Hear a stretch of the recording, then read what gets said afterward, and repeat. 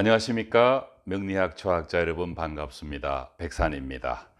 오늘은 일간과의 합을 공부하는 마지막 5번째 시간입니다. 임계수 일간입니다.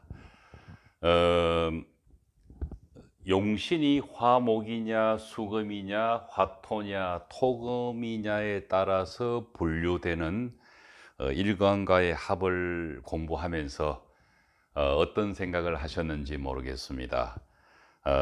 막연하게 갑기합은 토가 된다든지 병신합은 수가 된다든지 또 을경합은 금이 된다든지 정임합은 목이 된다든지 무게합은 화가 된다든지 이런 단순 이론을 배우고서 간합을 어떻게 활용하고 해석의 도구로 쓸 것인가라는 고민은 해 오셨겠지만은 명쾌하게 이것을 해석하는 데는 많은 고민들이 있었을 것이라고 짐작을 합니다. 오늘 이 공부로서 일간과의 합은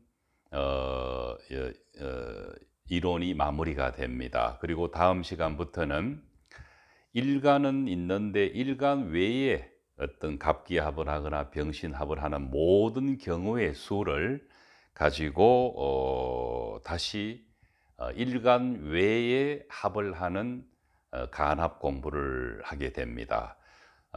장장 30회에 걸쳐서 강의가 진행될 것입니다. 이렇게 간합을 비중 있게 다루는 이유는 처음에도 설명을 드렸습니다마는 사주 자체는 천간에서 노출되어 있는 글자를 매우 중요시합니다. 그리고 천간에서 생하고 극하는 문제와 함께 바로 간합을 정확하게 풀어내는 것이 현대 명리학에서는 거의 해석의 꽃이라고 해도 과언이 아닐 것입니다. 오늘 이 공부를 마무리로 잘 들으시고 다음부터 계속되는 일간 외의 간합에 대해서도 관심을 가져주시기를 부탁드리겠습니다.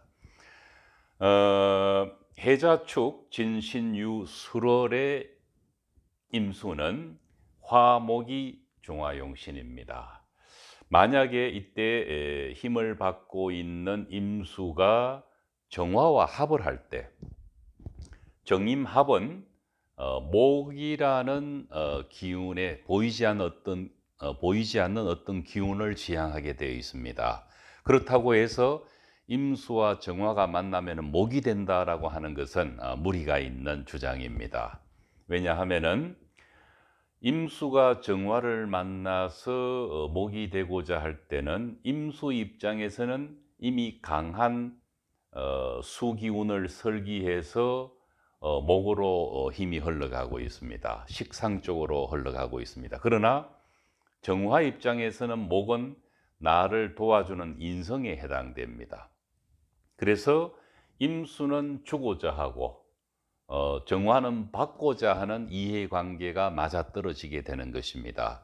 그렇게 해서 임수와 정화는 오행이 만나면은 서로 합의 기운이 작용을 하는 것입니다.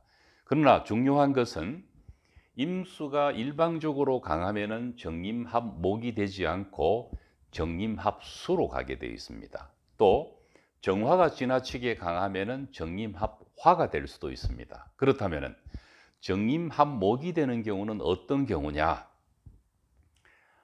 정화와 함께 목화 상생을 하는 용신과 희신의 오행이 병화, 정화, 간목, 을목이 지지에 이들 오행의 뿌리가 되는 인, 묘, 사오미, 술토가 사주 전체에 매우 균형이 잡힌 상태로 힘의 균형이 되어 있다면은 정임합목의 묘미가 나타나게 되는 것입니다. 그러나 이런 조건을 갖춘 사주가 많지는 않습니다.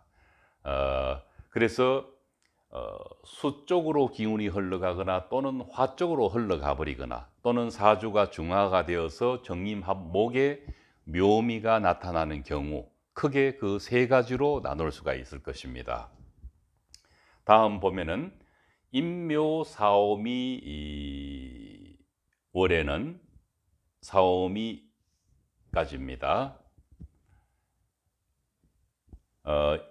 임수가 힘을 잃어서 수와 금의 기운을 금이 용신이고 수가 희신입니다. 인성이 항상 우선입니다. 그렇게 본다면은 인묘월을 포함해서 사오미월의 힘을 이미 갖고 있는 정화가 주가 되어서 임수와 합을 하고 있습니다. 임수 입장에서는 정화와의 합을 뿌리칠 수 있는 힘이 없고, 정화가 오히려 주가 되어서 임수와 합을 해서 목을 지향을 합니다. 이렇게 되면은 정화는 임수를 통해서 나를 도와주는 인성을 기대할 것이고, 임수는 싫든 좋든 정화와 합을 해서 내가 가지고 있는 기운을 수생목해서 식상의 기운을 만들어내면은 이것은 곧 정화에게는 인성이 되는 것입니다. 만약에 이 사주가 남자라면은 재성에 해당되는 처가 주도적으로 나와 합을 해서 처는 나를 도와주기를 바라는 마음을 임수를 통해서 갖게 되는 것입니다. 그러나 그렇게 되면 임수는 싫든 좋든 임수가 와서 합을 하면은 자기가 가지고 있는 기운을 나눠 줘야 되고, 그 기운은 정화에게로 가게 되는 것입니다. 이 사주가 만약에 정임합목의 묘미를 가지게 되려고 하면은 그 조건은 임수를 도와주는 임계수나 경신금이 연월 시간에 비교적 잘 발달되어 있고, 이들 오행의 근이 되는 해자축 진신유금이 지지에서 발달되어 있어 주어야만 정임합목의 묘미에 가까워지게 되는 것입니다. 화토가 용신과 희신, 토금과 용신과 희신이 되는 경우는 없습니다. 그래서 설명해서 생략을 합니다. 계수, 엄간인 계수가 무토와 합을 하는 경우를 살펴보도록 하겠습니다. 해자축월이나 진신유술월에는 계수가 역시 화목을 중화용신으로 쓰고 있습니다. 그렇게 된다면은 남는 하나인 토는 한신이 되고 맙니다. 화목이 상생해서 사주를 중화하는 이런 경우에 이 한신인 토를 어떻게 볼 것인가는 매우 중요합니다. 이미 해자축 진신유술월의 힘을 얻은 계수가 주도적으로 한신과 합을 해서 화기운을 지향하게 되어 있습니다. 그렇게 된다면은 이 계수는 무토와 합을 해서 본인이 얻고자 하는 재성을 지향하게 되고, 무토는 강한 계수로부터 합을 당해서 당하는데 화가 만들어진다는 기대감 때문에, 화는 무토에게는 인성입니다. 그래서 싫든 좋든 계수와 합을 해서 화를 지향하게 되는 것입니다. 그러나 그 결과는 무계합화가 아닌 무계합수가 될 가능성이 높습니다. 왜냐하면 무토는 한신인데다가 힘의 균형이 계수 쪽으로 몰려 있으면은 계수가 일방적으로 무토와 합을 하게 돼서 계수는 무토를 수단으로 본인이 원하는 재성을 지향하게 되는 것입니다. 여기서 하나 참고해야 될 것은 해자축 진신유술월의 무토가 혹시 화가 용신이고 토가 될 가능성은 없느냐. 그러나 해자축 진신유술월의 계수는, 임수를 포함해서 계수는 화목이 사주 전체의 중화작용을 돕는 두 오행입니다. 화목이 상생한다는 뜻입니다. 그러나 하나 남는 이 토가, 만약에 한신인 토가 병화나 정화라는 용신성 오행과 힘을 입어서 화생토해서 해자축 진신유술월의 무토에게 생을 해주면은 화의 생을 바라는 이 무토도 중화작용을 할 수 있지 않느냐라는 기대를 할 수가 있습니다. 물론 기대를 할 수가 있습니다. 한신이어도 만약에 사주에 화기가 있고 지지에 인묘사오미술이라는 이런 지지 화목 오행이 있다면은 이 무토는 싫지는 않을 것입니다. 그렇다고 해서 그 한신인 무토가 화가 용신이고 목이 희신인 이 두 상생의 고리에서 한 자리를 차지할 수는 없는 것입니다. 그래서 그냥 유정한 한신으로서의 작용을 하기 때문에 이를 두고 관인이 상생한다라고 하는 것은 원칙에는 맞지 않습니다. 그러나 화가 반드시 생을 해주는 무토기토는 해자축 진신유 수월에 그거를 꺼려 하지는 않을 것입니다. 그래서 화의 생을 받고 있는 한신 무토는 그런 대로 중화작용을 도울 수 있고 또 기구신을 막는 데 어느 일정 부분 역할을 할 수가 있습니다. 이때 기구신은 임계수입니다. 임계수가 운에서 강하게 몰려오면은 화의 생을 받은 토는 어느 정도 물에 대응을 할 수는 있습니다. 그러나 한신인 작용의 범주를 벗어나기는 어렵습니다. 이 점 잘 기억을 해 주시면 좋겠습니다. 다음은 하나 남은 마지막 사례입니다.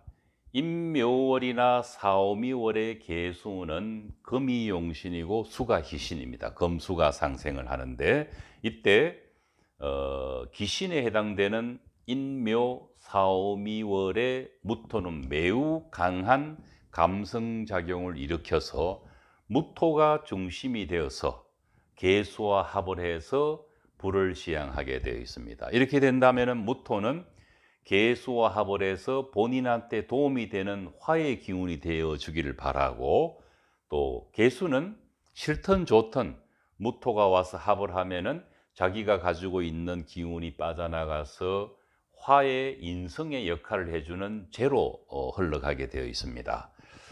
이런 이유로 계수와 무토는 만나서 화가 된다고 하지만 실제 화가 되지 않고는 사주가 얼마만큼 중화가 되어 있는가에서 판결되게 되는 것입니다. 계수가 만약에 경금, 신금, 임수 계수와 지지의 해자축, 진신, 유금의 도움을 받아서 사주 전체적으로 볼 때 화토의 기운에 어느 정도 대응할 수 있는 힘을 가졌다면 그것은 중화에 가깝다고 볼 수 있는 것입니다. 그 경우에 한해서 무게합화의 묘미가 나타나는 것입니다. 단순하게 이 상태에서는 무게합토가 되어버립니다. 화토 기운이 강하기 때문에 그렇습니다. 이런 얼마만큼 중화가 되어 있느냐 없느냐는 합하는 글자와 합을 당하는 글자가 희용신이냐 기구신이냐를 갖고 잣대로 판단을 하게 되는 것입니다. 이로써 지금까지 일간이 갑, 목화, 토, 금수라는 5가지로 분류를 해서 각각 그 일간이 합하는 글자들과 작용을 4가지 용신의 유형으로 분류를 해서 하나하나 합을 해석하는 공부를 해보았습니다. 처음에는 조금 어렵게 느껴질 수도 있습니다. 그러나 반복해서 찬찬히 되새기다 보면은 그동안에 발견하지 못했던 간합의 해석에 눈을 뜨게 될 것이라고 기대합니다. 다음 시간에 뵙겠습니다.